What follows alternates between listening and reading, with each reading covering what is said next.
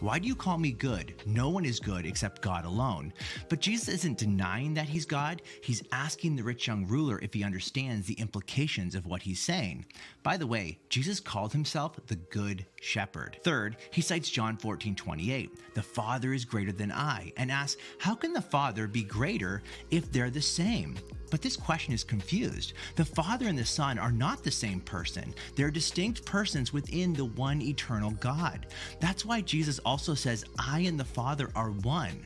So the Father is greater than the Son in his role, not in his divine nature. Okay, we've looked very briefly at these three objections, but what about evidence for Jesus being God? Here are 6 lines of evidence for why Christians believe Jesus is God. First, Jesus admits he's God. In John 8, the religious leaders ask Jesus about his identity. He says, before Abraham was, I am, ego eimi in Greek. In response, they pick up stones to kill him. Why?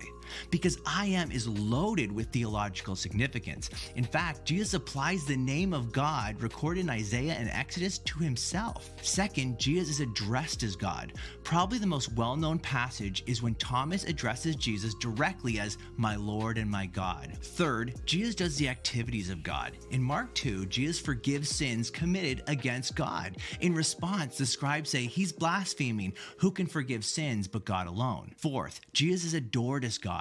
On multiple occasions, Jesus receives worship. For example, after supernaturally calming the storm, his disciples worshipped him. Fifth, Jesus has the aliases of God. Jesus is given the divine titles from the Old Testament, like Lord of Lords and the first and the last. And sixth, Jesus has the attributes of God. For example, the author of Hebrews applies Psalm 102, 25-27 to Jesus, which is a description of the eternal, changeless creator, Yahweh. Go look it up. These are the 6 different lines of evidence. Individually, they provide evidence for the deity of Jesus, but taken together, they present a compelling case.